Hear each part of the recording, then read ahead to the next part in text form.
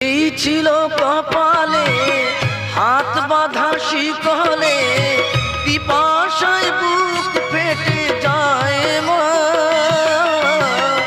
এই ছিল কপালে হাত বাঁধা শিকলে, পিপাসায় বুক ফেটে যায় মা। সকাল রাতে চাবুকের আঘাতে বুকে রক্ত ঝরে পড়ে মা। আমি বন্দি কারাগারে।